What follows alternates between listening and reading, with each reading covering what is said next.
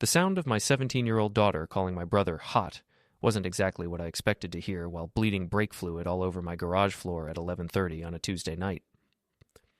"You know Dad's totally clueless, right?" Maddie's voice carried through the thin walls separating our kitchen from the garage where I was elbow deep in a 1967 Mustang's brake system. "Leo's way hotter and actually cares about you, Mom. Before we dive deeper into this story, I have one small request. Please subscribe, drop a like, comment, and hit that hype button to boost this channel so more people can discover these incredible Reddit stories." I froze, wrench in hand, brake fluid dripping onto my work boots. Parenting in 2024, folks. Your kid calls her uncle attractive, and somehow you're the village idiot in this equation. My wife Eliza's laugh was soft, almost musical, the kind of laugh she used to save for me back when we were 20-something idiots who thought love could survive anything, including, apparently, my charming younger brother, Leo. "Maddie, that's inappropriate," Eliza said, but her tone carried about as much conviction as a politician's campaign promise. I wiped my hands on an oil-stained rag and crept closer to the door. In our little New England town of Millbrook, population 8,400 and shrinking, everyone knew everyone's business. Hell, Mrs. Patterson next door could probably tell you what brand of cereal I ate for breakfast based on the sound my spoon made against the bowl. But apparently, I was the last guy on Earth to figure out what was happening in my own house. "I'm just saying," Maddie continued, and I could hear her thumbs tapping against her phone screen. She never stopped texting, not even during conversations. "Leo listens when you talk about work. Dad just grunts and asks what's for dinner. Guilty as charged, kid. After 14 years of marriage and running Murphy's auto repair with Leo, I'd developed a talent for selective hearing, especially when Eliza launched into detailed explanations of architectural blueprints and client meetings at Henderson and Associates, the fancy firm where she'd been climbing the corporate ladder faster than a cat escaping a bathtub. "Your father works hard," Eliza said, but even from the garage, I could hear the lack of conviction in her voice. "So does Leo, and he still makes time to actually talk to you like a human being instead of a short-order cook." I should have walked into that kitchen right then. Should have made some joke about teenage wisdom or asked what prompted this particular character assassination. Instead, I stood there like an idiot, listening to my family dissect my failings while brake fluid slowly formed a puddle around my feet. That's when I heard Leo's voice. "Ladies, what's all the serious talk about?" My brother had a key to our house, had since we bought the place 8 years ago. Made sense at the time. We were business partners, family, and Leo was always good in emergencies. Plus, Eliza liked having someone around who could fix things when I was stuck at the shop until midnight. "Just discussing how clueless men can be," Eliza said, and this time her laugh was definitely the one she used to reserve for me. "Present company excluded, I hope," Leo replied, and I could practically hear his trademark grin. The same grin that had gotten him out of trouble since we were kids, that had charmed our customers into paying premium prices for basic repairs, and that apparently had been working overtime on my wife. I backed away from the door and returned to the Mustang, but my hands were shaking too badly to hold the wrench steady. 30 minutes later, after the voices had moved upstairs and I heard Leo's truck pull out of the driveway, I finally went inside. Eliza was loading the dishwasher, still wearing the black dress she'd worn to some client dinner. She looked good, really good, in a way that reminded me why I'd fallen for her in the first place. "How's the Mustang coming along?" she asked without looking up. "Fine, just fine." I grabbed a beer from the fridge and watched her move around our kitchen with practiced efficiency. Leo seemed to be here late. "He stopped by to drop off some paperwork for tomorrow. You know how he is about getting an early start." Leo had never gotten an early start on anything in his life. The guy showed up to his own birth 2 weeks late, according to our mother's favorite story. "Right," I said. "Paperwork." Eliza finally looked at me, and for just a second I saw something flicker across her face. Guilt, maybe, or just irritation that I was asking questions instead of heading straight to bed like usual. "Connor, is everything okay?" Everything was definitely not okay, but I wasn't ready to blow up my life based on teenage gossip and late-night paranoia. So I did what I always did, made a joke and changed the subject. "Just wondering if I need to start charging Leo rent, considering how much time he spends here." She smiled, but it didn't reach her eyes. "Don't be ridiculous." 3 days later, I found the burner phone. I wasn't snooping, exactly. Eliza had asked me to look for her earring under the couch, some expensive thing her mother had given her that she'd worn to another client dinner. I was on my hands and knees, flashlight in hand, when my fingers closed around a small rectangular object wedged between the couch cushions.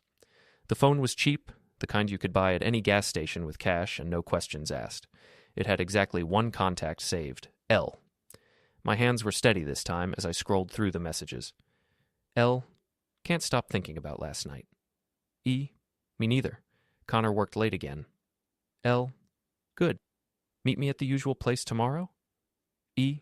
The Lakeshore Motel? Same time? L. Can't wait to get my hands on you again. E. You're terrible. I love it. There were dozens more, going back 3 months. Detailed descriptions of what they wanted to do to each other, complaints about my boring personality, even a few photos that made my stomach turn inside out. The usual place, the Lakeshore Motel. I'd driven past that dump 1,000 times on my way to pick up parts from the auto supply store. It was the kind of place that rented rooms by the hour and didn't ask for ID as long as you paid cash.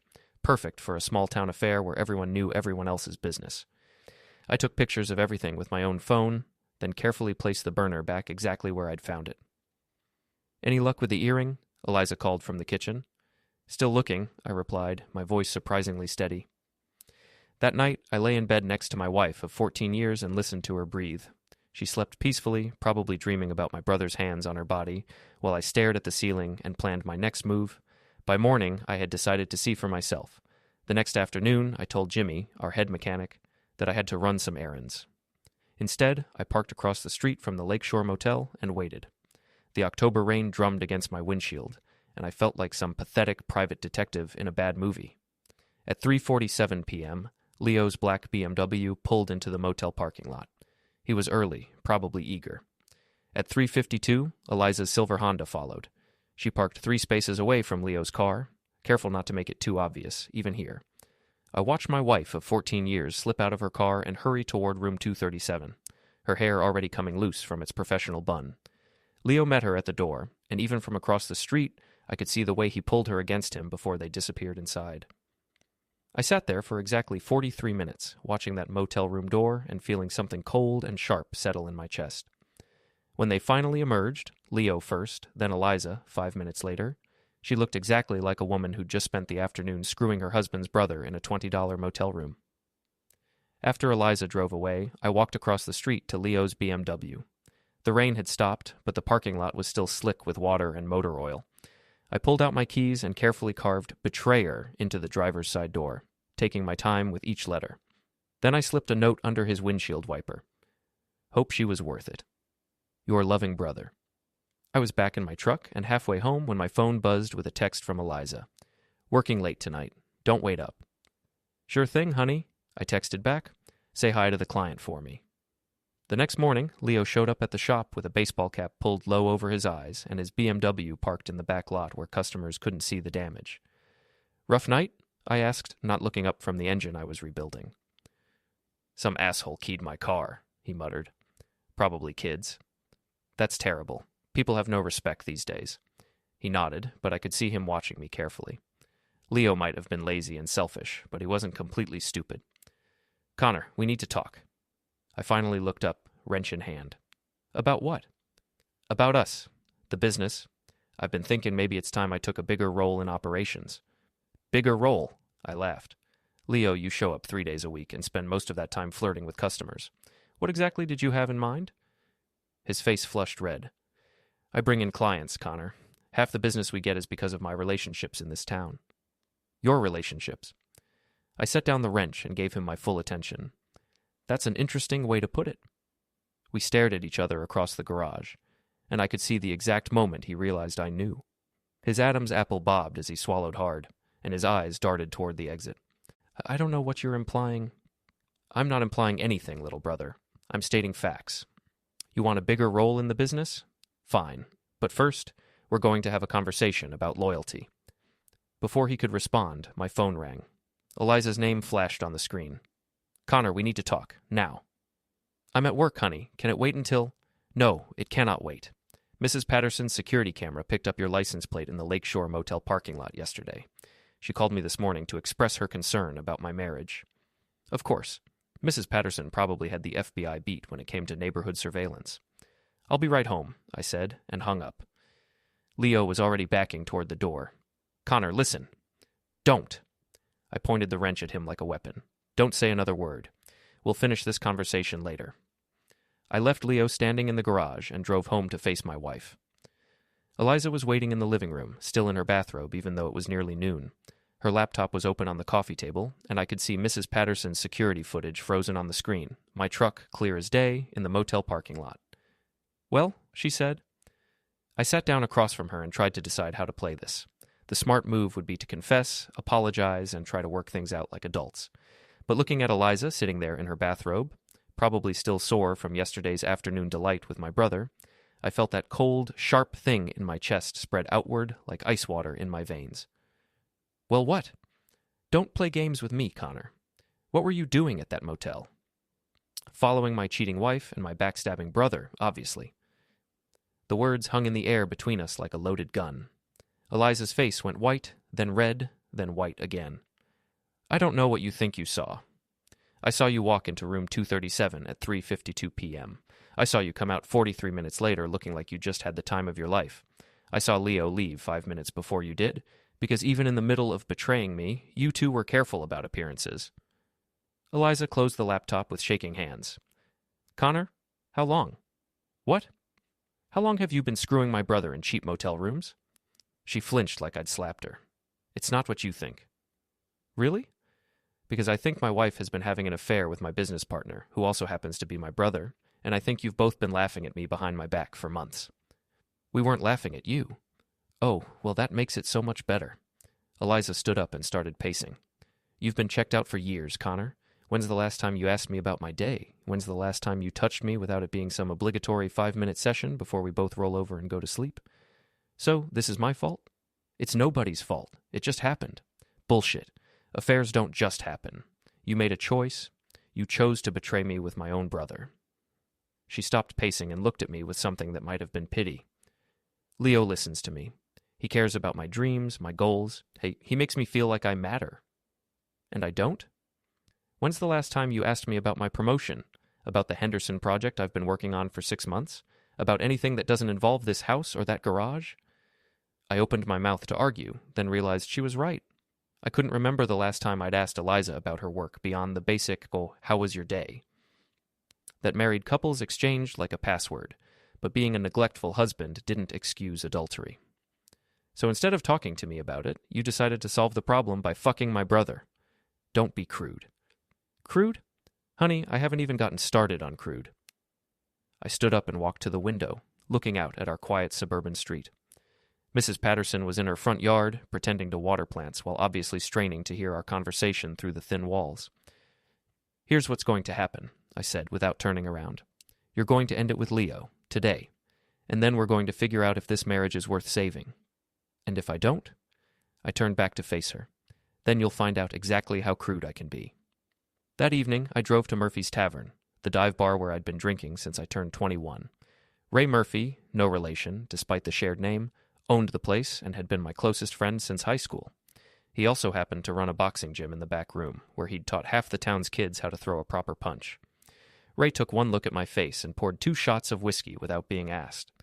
"Let me guess," he said. "Woman trouble. Brother trouble. Which is also woman trouble." I told him everything. The phone, the motel, the confrontation with Eliza. Ray listened without interrupting, occasionally nodding or refilling our glasses. "So, what are you going to do?" he asked when I finished. "I have no idea." "Well, you've got 3 choices as I see it. You can forgive and forget, you can get divorced, or you can make them pay." "Make them pay how?" Ray grinned. "Connor, you've been playing defense your whole life. Maybe it's time to try offense." "I'm not going to beat up my brother, if that's what you're suggesting." "Who said anything about violence? There are other ways to make someone hurt, ways that last longer than a black eye." He was right. Leo and Eliza had humiliated me, betrayed me, made me look like a fool in front of my own daughter and probably half the town. Maybe it was time to return the favor. "What did you have in mind?" Ray's grin widened. "Let's start with what they care about most. Leo cares about his image and his money.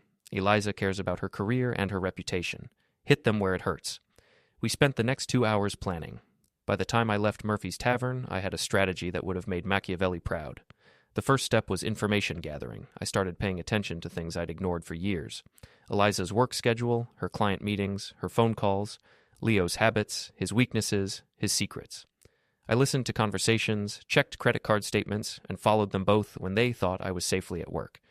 What I discovered was that their affair was just the tip of the iceberg. Leo had been skimming money from the business for months, small amounts that he probably thought I wouldn't notice. He'd also been telling customers that he was the real brains behind Murphy's auto repair, that I was just the muscle who turned wrenches while he handled the important stuff. Eliza, meanwhile, had been bad-mouthing me to anyone who would listen. According to my sources, and in a town like Millbrook, everyone was a potential source, she'd been complaining about our marriage for over a year, calling me boring, unambitious, emotionally unavailable. She'd even told her coworkers at Henderson and Associates that she was considering divorce. The final piece of the puzzle came from an unexpected source, my own daughter. Maddie was in the kitchen when I got home from the shop one evening, actually cooking instead of ordering takeout on my credit card. She looked up when I walked in, and for the first time in months, she didn't immediately return to her phone. "Dad, can I ask you something?" "Sure, kiddo." "Are you and Mom getting divorced?" The question hit me like a punch to the gut.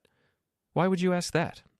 "Because she's been crying a lot lately, and Uncle Leo keeps coming over when you're not here, and—" She hesitated, then forged ahead.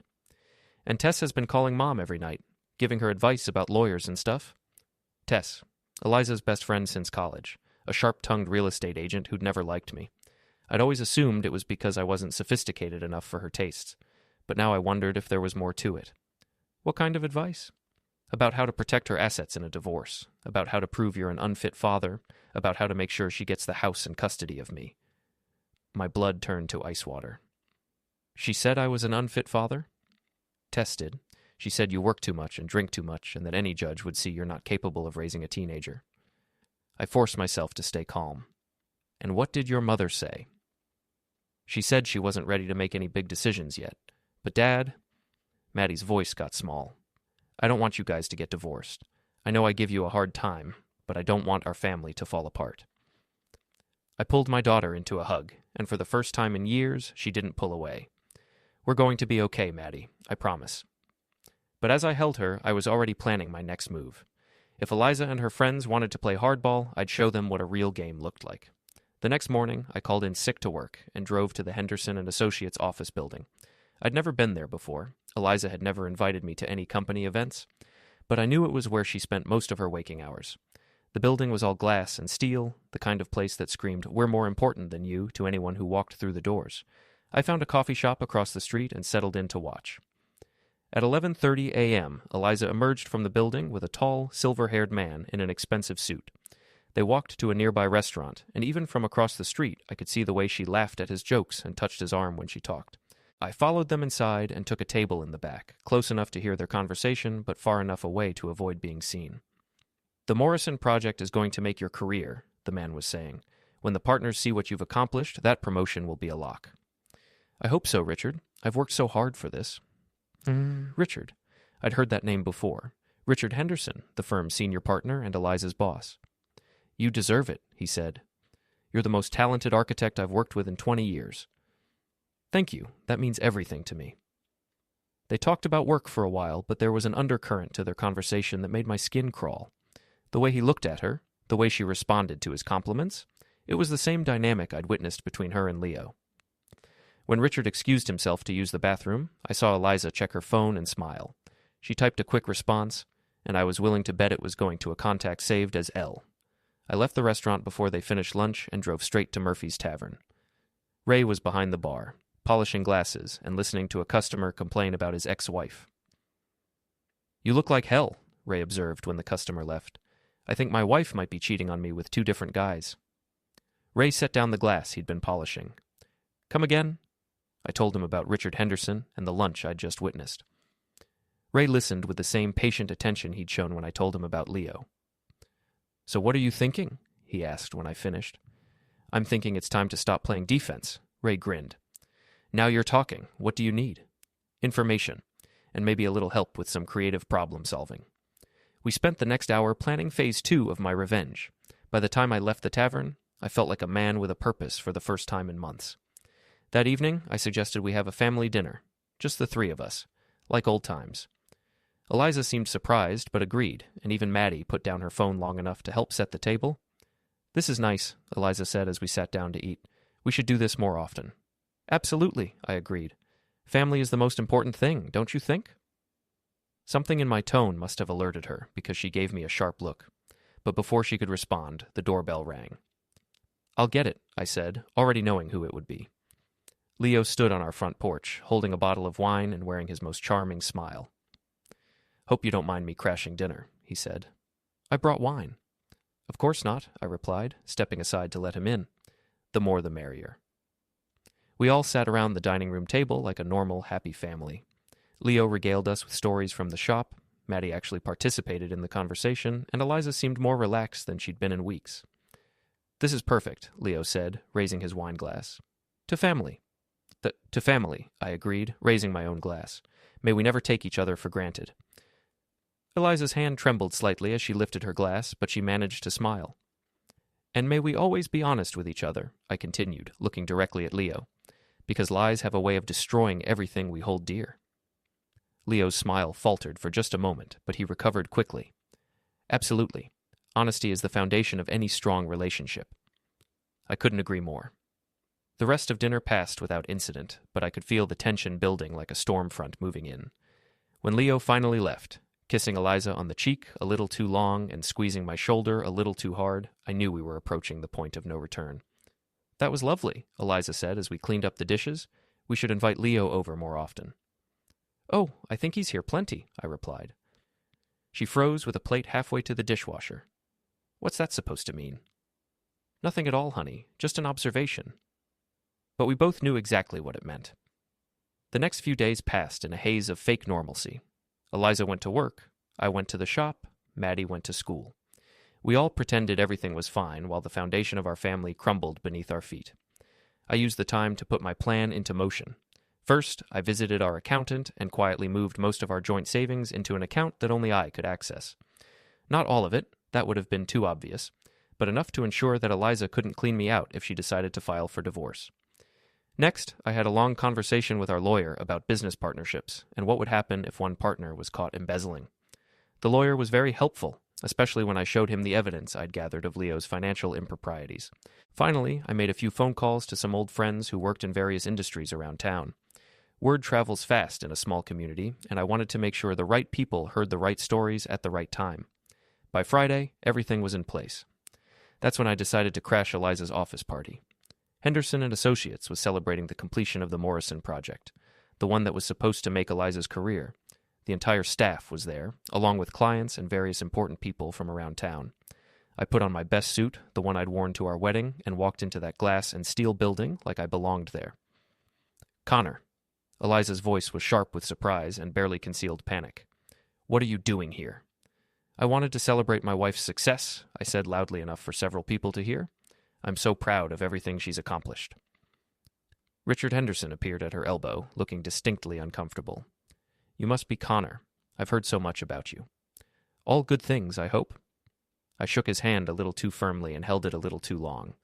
"Eliza tells me you've been very supportive of her career. She's an exceptional architect.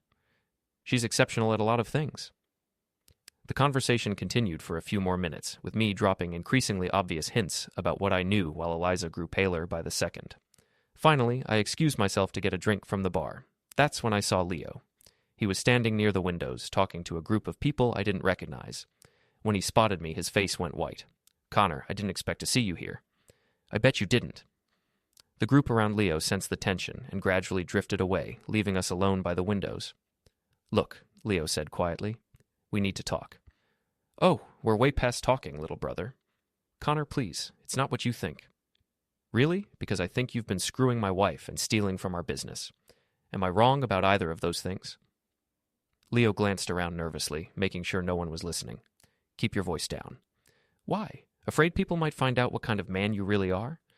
"You don't understand. Eliza and I, it's complicated." "Adultery usually is." Leo's face flushed red. "You want to know the truth? Fine. Eliza came to me, Connor. She was lonely and neglected, and you were too busy with your precious cars to notice. So you decided to help her out? How generous of you." "She needed someone who would listen to her, who would appreciate her. When's the last time you told your wife she was beautiful? When's the last time you asked her about her dreams? When's the last time you didn't steal money from the business we built together?" That stopped him cold. "What are you talking about?" The 5,000 you skimmed from the Morrison account. The 3,000 from the Henderson job. Should I keep going? Leo's mouth opened and closed like a fish out of water. I was going to pay it back. With what money? The salary I pay you for showing up 3 days a week? Connor, listen. No, you listen. You're done. With the business, with my wife, with my family. As of Monday morning, you're no longer a partner in Murphy's Auto Repair. You can't do that. We're family. Family doesn't steal from family. Family doesn't betray family. You stopped being my brother the moment you put your hands on my wife. Leo tried to grab my arm, but I pulled away. Connor, please. We can work this out. The only thing we're going to work out is how fast you can clean out your desk. I left him standing by the windows and walked back toward the main party. Eliza intercepted me near the bar, her face tight with anger and fear. What did you say to him? The truth. You should try it sometime. Connor, you're making a scene. Am I? I thought I was just being a supportive husband. She grabbed my arm and pulled me toward a quiet corner. What do you want? What do I want? I pretended to consider the question. I want my wife to stop screwing my brother. I want my business partner to stop stealing from me. I want my family to stop treating me like I'm invisible. Fine, it's over. Leo and I, it's over. Just like that? Just like that. What about Richard? Her face went white. What about Richard? Come on, Eliza. I saw you two at lunch. I see the way he looks at you. Are you really going to stand there and tell me you're only sleeping with one of my enemies? Richard is my boss, that's all. Your boss, who's married to a city councilwoman and has 3 kids in college? How do you... She stopped herself, but it was too late. How do I know about his family? Because I make it my business to know about the men who are trying to destroy my marriage. Eliza looked around the party, probably calculating how much of our conversation other people could hear. What do you want, Connor? Money? The house? Just tell me what you want, so we can end this. I want you to suffer the way you made me suffer. I want you to feel as humiliated and betrayed as I felt when I found that phone. I want you to understand that actions have consequences. And then what? We get divorced and split everything 50-50? I smiled, and something in my expression made her take a step back. Oh, honey, we're way past divorce settlements. That's when Richard Henderson approached us, looking concerned and slightly drunk. Everything all right over here? Perfect, I said. Richard, I was just telling my wife how much I appreciate everything you've done for her career. All those late-night meetings, those out-of-town conferences, that special attention you've been giving her. Richard's face went pale. I'm not sure what you're implying. I'm not implying anything. I'm stating facts. You've been very generous with your time and attention. I'm sure your wife would be interested to know just how generous. Connor, Eliza hissed, stop. Why? We're all adults here. We can have an adult conversation about adult relationships. Richard looked around nervously. Perhaps we should continue this conversation somewhere more private. Why? Are you embarrassed about something? Before Richard could answer, I raised my voice just enough to get the attention of nearby party guests. Ladies and gentlemen, I'd like to propose a toast to my wife, Eliza Murphy, and her mentor, Richard Henderson. Their professional relationship has been truly inspiring to watch. Several people turned to look at us, raising their glasses uncertainly. To mentorship, I continued, and all the valuable lessons that can be learned after hours. The crowd murmured politely and drank, but I could see the confusion and speculation in their eyes. In a town like Millbrook, speculation had a way of becoming fact very quickly. Richard excused himself and disappeared into the crowd. Eliza stood frozen beside me, her face a mask of horror and rage. "You bastard," she whispered. "I'm just getting started." I left her standing there and walked out of the party, feeling lighter than I had in months. The next morning, I woke up to find Eliza packing a suitcase. Going somewhere? I'm staying at Tess's for a few days, until we figure out what we're going to do. We? Fine, until I figure out what I'm going to do. I watched her fold clothes with sharp, angry movements. Running away won't solve anything. I'm not running away. I'm creating some space so we can both think clearly. About what? She stopped packing and looked at me with something that might have been pity. About whether this marriage is worth saving. That's rich, coming from someone who's been cheating on me for months. I made mistakes, Connor, but so did you. We both let this marriage die a long time ago. So this is my fault? It's both our faults. The difference is, I'm willing to admit it. She finished packing and zipped up the suitcase. I'll call you in a few days. Don't bother, I'll be busy. Doing what? I smiled. Cleaning house? After Eliza left, I sat in our empty kitchen and made a list of everything I needed to do. It was a long list, but I had plenty of time and motivation. First, I called our bank and reported suspicious activity on our joint accounts. I provided them with evidence of unauthorized transfers and requested a full audit of all transactions over the past 6 months. Next, I visited the Henderson and Associates office and requested a meeting with the senior partners. I brought copies of the text messages between Eliza and Leo, along with some carefully edited photos that suggested she was having affairs with multiple men. The partners listened to my story with the kind of horrified fascination usually reserved for car accidents. By the time I left their office, I was confident that Eliza's promotion was off the table permanently. My final stop was the police station, where I filed a formal complaint against Leo for embezzlement. I had all the documentation I needed, and the detective who took my statement seemed very interested in the case. When I got home, Maddie was sitting at the kitchen table, staring at her phone with tears in her eyes. "Dad, everyone at school is talking about Mom and Uncle Leo." I sat down across from her. "What are they saying?" "That Mom's a cheater and you're getting divorced and that our family is falling apart." "I'm sorry, kiddo. I know this is hard. Is it true about Mom and Uncle Leo?" I could have lied.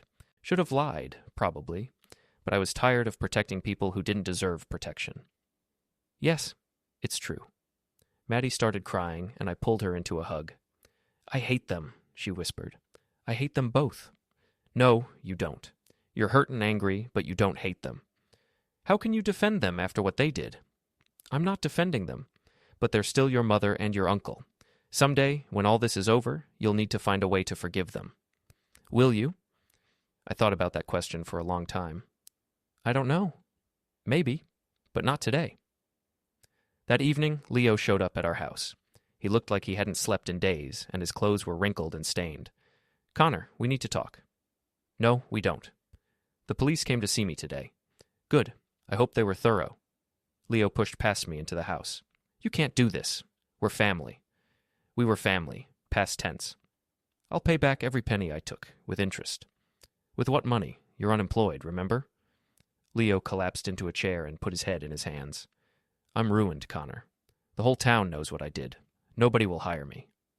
Actions have consequences. Please, I'm begging you. Drop the charges. Let me back into the business, and I'll do whatever you want." "Whatever I want?" He looked up hopefully. "Anything. I want you to disappear. Leave town, change your name, start over somewhere else, and I never want to see you again." "Connor, that's my offer. Take it or leave it." Leo stared at me for a long moment, then slowly nodded. "Fine. But what about Eliza? What about her? Are you going to destroy her too?" I smiled. "I'm going to let her destroy herself." Leo left that night, and I never saw him again. I heard later that he'd moved to Florida and was working at a used car lot, but I didn't care enough to verify the information. Eliza came home 3 days later, looking haggard and defeated. "I lost my job," she said without preamble. "I heard. They said I violated company policy regarding professional relationships." "Did you?" She glared at me. "You know I did." "Then they made the right decision." "Connor, I'm trying to apologize." "For what? Sleeping with my brother, sleeping with your boss, lying to me for months, planning to divorce me and take everything I've worked for. Which part exactly are you apologizing for?" "All of it. I'm apologizing for all of it." "Too late." "What do you mean, too late?" I handed her a manila envelope. "Divorce papers. I filed them yesterday." Her hands shook as she opened the envelope and read through the documents. "You're asking for full custody of Maddie? She's 17. She can choose where she wants to live. And the house? I'm keeping it, along with the business and most of our assets." "You can't do that." "Actually, I can. Turns out adultery still matters in divorce court, especially when there's evidence of financial impropriety." Eliza sank into a chair, still clutching the papers. "I have nothing left." "You have your freedom. Isn't that what you wanted?" "I wanted us to work things out." "Really? Because according to Tess, you've been planning this divorce for months. You were just waiting for the right moment to maximize your settlement." Eliza's face went white. "Tess told you that?" "Tess told everyone that. Turns out she's not as good a friend as you thought." "What do you mean?" I pulled out my phone and showed her a series of text messages. "Tess has been sharing your private conversations with half the town. All those late-night strategy sessions about how to screw me over in the divorce. Everyone knows about them." Eliza read through the messages, her face growing paler with each one. "She wouldn't do this." "She did do it. Apparently she's been holding a grudge ever since I fired her from the shop 5 years ago. She saw your affair as the perfect opportunity to get revenge on both of us. I trusted her. You trusted a lot of people you shouldn't have." Eliza looked up at me with tears in her eyes. "What happens now?" "Now you sign the papers and move on with your life." "And if I don't?" "Then I release the rest of the evidence I've gathered. The photos, the financial records, the recordings of your conversations with Richard Henderson. Trust me, you don't want that information to become public." She stared at me for a long moment, and I could see her calculating her options. Finally, she reached for a pen. "I hate you," she whispered as she signed her name. "I know, but you'll get over it." 3 months later, the divorce was final. Eliza moved to Boston, where she found work at a small architectural firm for half the salary she'd been making at Henderson and Associates. Maddie chose to stay with me, though she visited her mother on weekends. Leo never came back to Millbrook. I heard through mutual friends that he'd found work in Tampa and was dating a divorced real estate agent. I hoped she knew what she was getting into. Richard Henderson resigned from his firm after his wife filed for divorce. The scandal destroyed his reputation and his business, but I felt no sympathy for him. Tess lost most of her friends when word got out about her betrayal of Eliza. She eventually moved to New Hampshire, where she could start over without the baggage of her reputation. As for me, I kept the house, the business, and my daughter. I also kept the satisfaction of knowing that everyone who had betrayed me had paid a price for their actions. 6 months after the divorce, Ray and I were sitting in his tavern, watching a baseball game and drinking beer. "Any regrets?" he asked. "About what?" "About how you handled things. Some people in town think you went too far." I thought about that for a moment. They betrayed me, Ray, all of them. They lied to me, cheated on me, stole from me, and planned to destroy me. What was I supposed to do? Just take it? You could have forgiven them. Forgiveness is earned. None of them even tried to earn it. Ray nodded. Fair enough. So what's next? Next, I rebuild. The business is doing better than ever, Maddie's doing well in school, and I'm finally free of people who didn't deserve my loyalty. And you're okay with being the villain in their story? I smiled. Ray, I'm not the villain in their story. I'm the hero in mine. A year later, Murphy's Auto Repair had expanded to include a second location and 6 new employees. Maddie had been accepted to 3 different colleges and was planning to study engineering. I'd even started dating again, a nice woman named Sarah who owned a bookstore in the next town over. One evening, as I was closing up the shop, a familiar car pulled into the parking lot. My heart sank when I saw Eliza get out of the driver's seat. She looked older, thinner, and tired in a way that went deeper than just physical exhaustion. Hello, Connor. Eliza, what are you doing here? I wanted to see you, to talk. We don't have anything to talk about. Please, just 5 minutes. Against my better judgment, I led her into the shop. She looked around at the new equipment, the expanded workspace, the photos of satisfied customers on the walls. Business is good, I see. Business is great. I'm glad. You deserve success. Is that what you came here to tell me? She shook her head. I came to apologize. Really apologize, not just go through the motions. Okay, I'm listening. I was selfish and stupid and cruel. I destroyed our marriage, our family, everything we'd built together. And I did it for what? A few months of excitement with men who didn't really care about me? I don't know. You tell me. I was scared, Connor. Scared that I was getting old, that I'd missed my chance at something better, that I was trapped in a life I didn't choose. So you chose to have affairs instead of talking to me about it. I know how stupid that sounds now. But at the time, it felt like my only option. Your only option was to betray me? She started crying, and for a moment, I felt a flicker of the sympathy I used to have for her. I lost everything, Connor. My job, my reputation, my friends, my family. I'm living in a studio apartment in Boston, working for a firm that treats me like a junior associate, even though I have 15 years of experience. I can barely afford to visit Maddie. I'm sorry to hear that. Are you? Really? I thought about her question. Yeah, I am. I never wanted you to be miserable, Eliza. I just wanted you to face the consequences of your choices. Well, I have. Every day for the past year, I've faced those consequences. We stood there in silence for a moment, surrounded by the tools and machinery that represented everything I'd built without her. What do you want from me? I asked finally. I want to know if there's any chance, if we could ever get back together? She nodded, not trusting her voice. No, I said gently. There's no chance of that. Because you can't forgive me? Because I don't trust you, and I never will again. She nodded like she'd expected that answer. I understand. But I don't hate you anymore. if that helps. She looked up hopefully. You don't? No. Hating you was exhausting. I'd rather spend my energy on building something new than tearing down something that's already gone. So we're okay? We're done. That's not the same as okay, but it's something. Eliza left that night, and I never saw her again. Maddie told me later that her mother had found a new job in Seattle and was dating a divorced father of 2. I hoped it worked out for her. 2 years after our divorce, I married Sarah in a small ceremony at Ray's Tavern. Maddie was my best woman, and half the town showed up to celebrate. It was the kind of wedding I should have had the first time, simple, honest, and surrounded by people who genuinely cared about us. During the reception, Ray pulled me aside.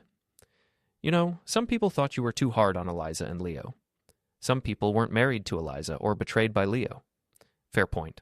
But do you ever wonder what would have happened if you'd handled things differently? I looked around the room at my new wife, my daughter, my friends, and the life I'd built from the ashes of my old one. No, I said. I don't wonder about that at all. Because sometimes, when people show you who they really are, the only thing to do is believe them. And sometimes, when they try to destroy you, the only response is to destroy them first. I learned that lesson the hard way, but I learned it well, and in the end, I got the last laugh.